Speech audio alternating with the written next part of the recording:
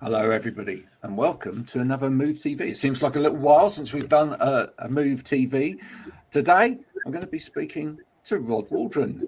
Rod, thanks for coming along. Thanks for spending a bit of time in my cupboard, talking to us about what it is that you do. Do explain, what is it that you do, sir?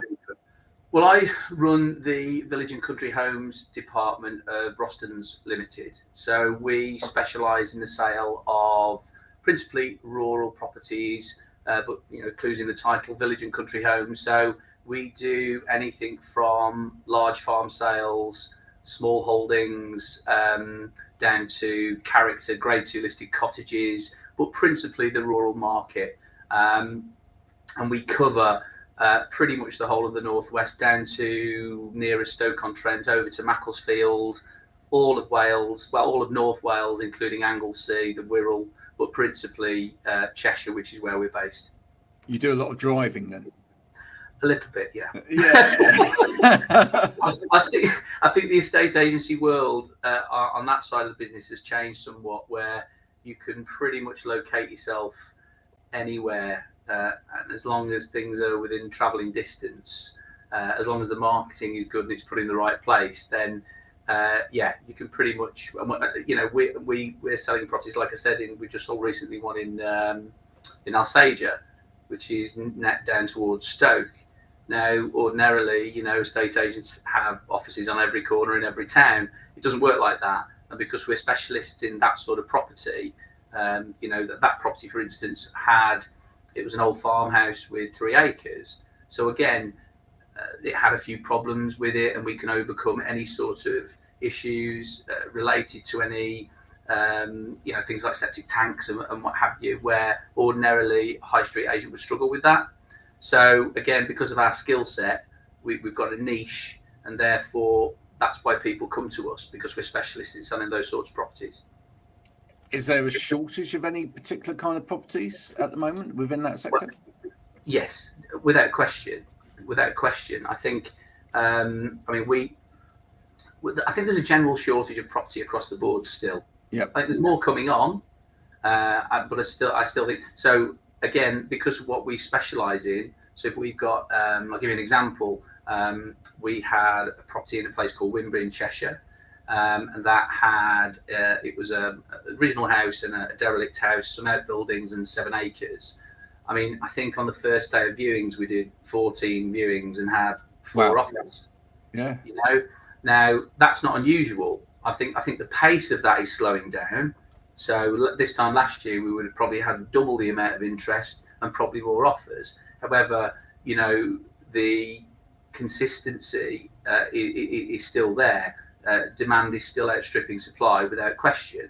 I think the prices are becoming more competitive. People are less likely to see the frenzy that we saw this time last year, but the market is very, very good. It's very strong, and again, for what we do and the kind of properties that we sell, demand is very, very strong indeed. So properties like that with 2, 3, 4 up to 10 acres is exactly what we're looking for. I mean, obviously, we've got a couple of large farms on at the moment. One in Lancashire with 600 acres, and another one more low. In fact, that's Alsager way. And the demand, I think we're going to best and final offers on one of those today. So the demand is there. We see on the TV it's flooded with all of these programs where people are leaving places like London, etc., to start a new life in the country. That's probably a title of one of them, etc. How much of that are you seeing? How much of this is like migration? Quite a bit. I think in the last 2 years, obviously with COVID, and we don't like talking about COVID anymore, do we? But because of that, and as a result of that, people can pretty much work remotely from wherever they are. So again, I'll give you another example where we had a property in Anglesey. So bearing in mind we're based in Cheshire, we put a property on in Anglesey that had been on with a localised agent there and doing a reasonable job, to be fair. However, they wanted a bit of a fresh approach. They approached us. We put it on the market, but again, typical of our demographic of properties that we're looking for: nice bungalow, 10 acres, woodland, nice stream, couple of stables and what have you. And we actually sold it to somebody from Maidstone. Now they were relocating, they can work remotely, and we had another one, and we sold that to somebody from South Manchester, so a little bit more localized, a couple of hours away from Anglesey. But there's a great example of where people are moving or have been moving north. So we see that quite a bit with our online marketing as well, because we're on a number of property websites. So Rightmove is obviously the most well-known one, but we're also on Zoopla. Now then, that captures people, a lot of people from out of the area. They tend to be market leaders in the south, and therefore, when we do get a property of that nature, we do get a lot of attraction via Zoopla from those sorts of clients. I mean, I've got a friend at the moment that is working in Chester and can work remotely, and they're looking to relocate to Anglesey. And they can go into the office once a week and then work remotely. So yes, is the answer to the question. There's a lot of people where some areas were very insular. So you look at the Wirral, for instance. Now the Wirral is, I mean, they call it the Insular Peninsula. Nobody moves in, nobody moves out, and people move from they move from street to street rather than postcode to postcode. Where that's changing now, and you're getting a lot more. It's a lot more of a transient area, certainly in the northwest. And I think a lot of people that I speak to, they want to be within 40. They want a rural property, big gardens or a bit of land. They want to be within 45 minutes of Manchester Airport or Liverpool Airport. So we're getting that sort of calling now. Well, we're even seeing it around here in Somerset. That one of the sort of kickbacks from that is that everywhere is constantly being dug up because the infrastructure is trying desperately to keep up with the moving and the demand of that. Are you seeing that in places as well? Yeah, there's been a huge development in Knutsford, for instance, which is a very, very nice part of Cheshire into South Manchester. And they put a huge development of properties there, which upset the locals somewhat. However, they do need to improve the infrastructure there to cope with X amount of 100 houses. And I find it difficult to understand how some areas are going to cope with new developments. But there is a demand for new housing. They're still under quota, so it's going to happen. It is going to happen, but they need to have a better infrastructure, road network, and so on. What's the most challenging thing in your job, other than driving all those miles? Challenging. That's an interesting question. That I suppose making sure that you are maximising the price, maximising the asset for the client.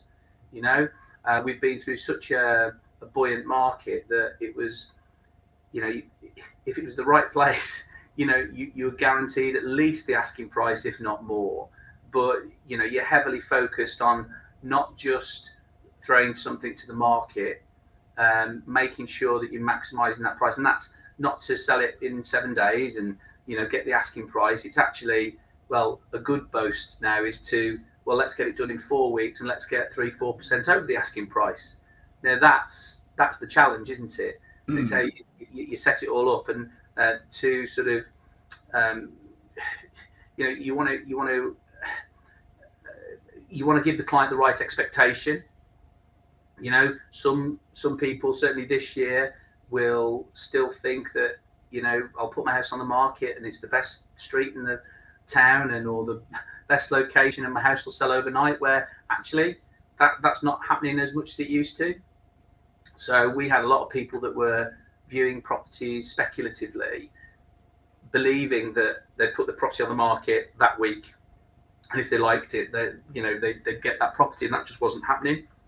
So I think that's a challenge, but giving the client the right expectation, I think is what we're all about. I mean, we're a team of 15 people here, so everybody gets the attention. The phone always gets answered. We've got such a good team of experienced people across the board of various skill sets that are local. They're they're known socially, they're, you know, and that's really, really important to have a good level of understanding of the location that we operate in. But the level of skills that we've got across the board is, you know, it's very, very good. Very, very good. I suppose from my side, you know, being involved with social media, etc., that I'm quite interested in that. I guess that whole aspect of how you sell a property now is becoming more and more important, because years ago you could take a few photos and do the schematic of the house, etc., and that would be enough. But yeah, it's a lot more involved now, and you're right. I mean, social media plays a huge part, whether you like it or not, or you accept it. You know, whether it be Facebook, Instagram, TikTok. I mean, TikTok, I'm lost on TikTok, unfortunately. I think I'm probably getting to an age where Facebook, yes, that's fine. TikTok, I'll leave it to perhaps the younger members of the team to sort out. But yeah, I think how you launch property to the market, or launch any product to the market these days for any industry, is so important. You know, and we're of an age now where estate agents are investing heavily into videos, drones. I mean, as standard for our clients, they all get professional photography, 3D virtual tours, professional full architectural floor plans, prestige brochures as standard, full property portal marketing, as well as specialist property portals like UK Land and Farm. So if you have a property with land over 3 acres, you can go on that website exclusively. So yeah, we have a very good offering for clients across the board that will engage with the right person online. You're quite right. I mean, so whether it's social media or whether it's one of the property portals, you have a very short window to engage with somebody. So, yeah, you know, the basics of professional photography is an absolute must.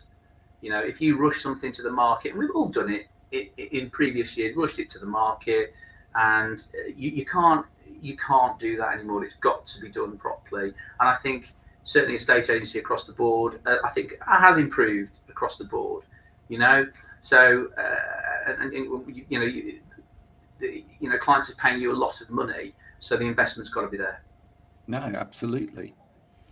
In terms of, let's talk a little bit about Move, because you're part of Move as well. How did you first come across Move? Well, I've known Mark. Obviously, he's got the same surname as me, so we're not related. Everyone was wondering. Yeah, exactly. It's probably my athletic appearance that likens me to Mark. I don't think you taught him all he knew. Yeah. Oh, he does. Yeah, I've let myself go. So I've known Mark for a number of years, and his sister used to work with me as well. So he had a very successful construction company, as most people know. So through the estate agency business, that's how we got involved. And then in 2019, I got a call saying, "Look, Rod, I'm looking to do this networking. You know, it's a modern form of networking. Are you interested? And let's see how it goes." And then the rest is history. So I have done some of the online networking as well, and I would definitely recommend that anybody that is looking to expand their network and get involved, it's a very worthwhile way of doing it.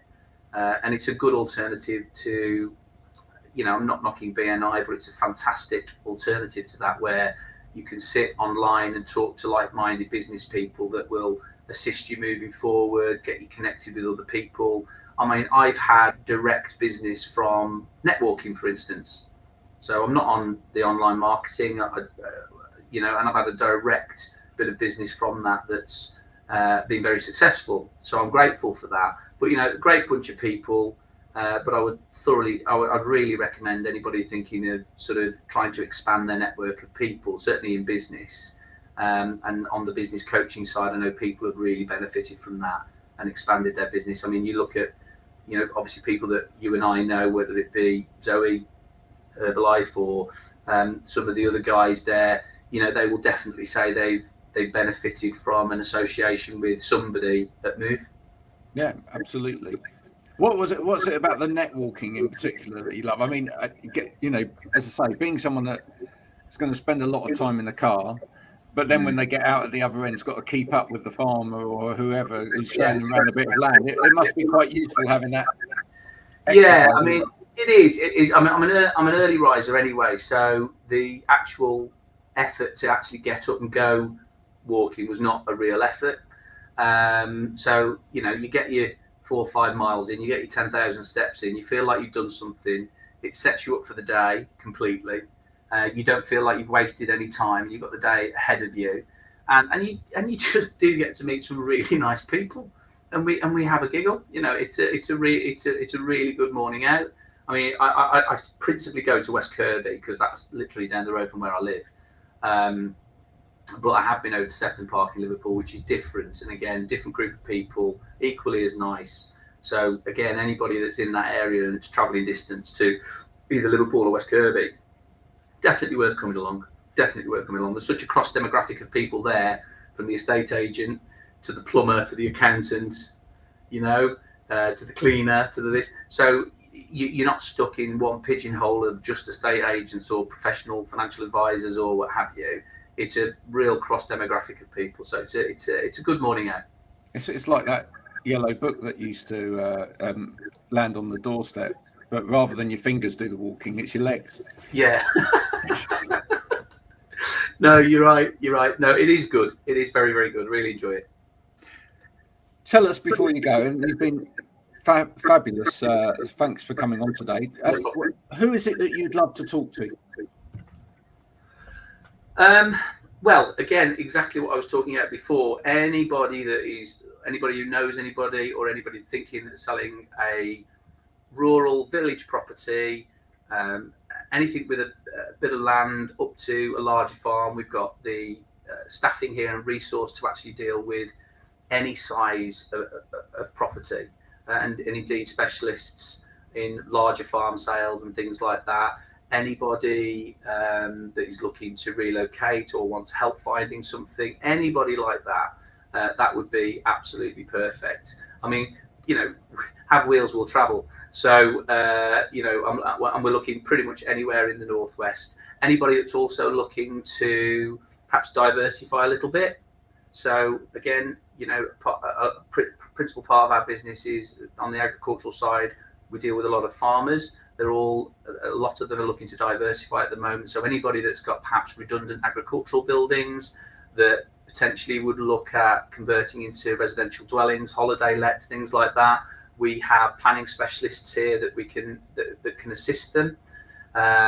So anybody, we get approached by a lot of people, a lot of the renewable energy firms that look at solar and battery storage. It's all about diversification at the moment. So anybody, but my side of the business is on the property side. So anything that's rural, village related, that's our specialty.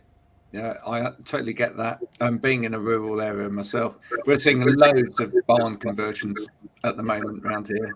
So quite right. I mean, at the end of the day, that's the diversification for them, isn't it? And if you've got a redundant agricultural building or what have you, then it makes complete sense. It makes complete sense. Holiday lets is another one as well. Yeah, so still stay on site, have an income from it, and obviously have a larger capital asset when they come to sell it. Yeah, don't sit on it and wait for it to decompose, folks. Yeah. Do something with it, get some money in. That's what it's all about. Rod, It's been a pleasure talking to you. Thank you so much for coming on. This has been Move TV. If you've enjoyed this, do share it with other people. Share it around all of the platforms that we're going through at the moment. This is on Twitter, this is on LinkedIn, on Facebook as well. So do share, and we'll see you again another time with another Move TV. But for now, bye for now. Thank you.